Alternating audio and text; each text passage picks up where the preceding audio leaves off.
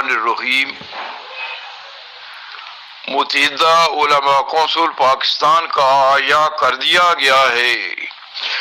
متحدہ علماء کونسل پاکستان کے بانی سیکرٹری جنرل فضیلت مآب جناب مولانا عبدالرؤف ملک نے ملک بھر کی مذہبی، دینی اور تبلیغی جماعتوں کے رہنماؤں سے درمندانہ اتحاد امت مسلمہ کی وحدت و یگانگت پیدا کرنے کی اپیل کی ہے اور ملک میں اسلامی ثقافت کو فروغ دینے میں مغرب کی ثقافتی یلغار کو روکنے کے لیے جارحانہ، جابرانہ اور تشدد آمیز رویہ اختیار کرنے کی بجائے اسوہ حسنہ پر عمل پیرا ہو کر اس دشت جگر تاب کی خاموش فضا میں نعرہ قم بإذن اللہ کی ضرورت پر زور دیا ہے اور خوابیدہ اور نیم مردہ روحوں کو حیات اجتماعی کے راز سے آشنا کرنے اور ٹوٹے ہوئے دلوں کو جوڑنے کا گر سکھانے اور منتشر قوموں کو حیات اجتماعی کے راز سے آشنا کرنے کی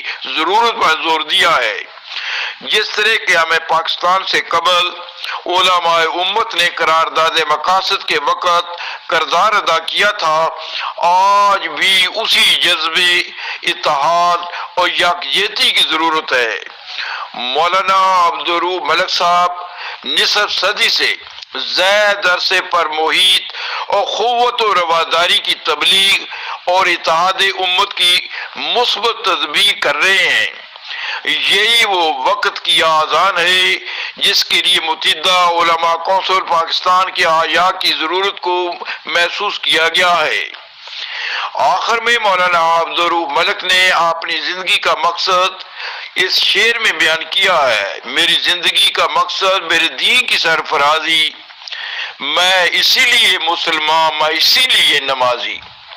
فرحان یوسف فوٹوگرافر کے ساتھ منشا قاضی، حسب منشا یوٹیوب چینل لاہور۔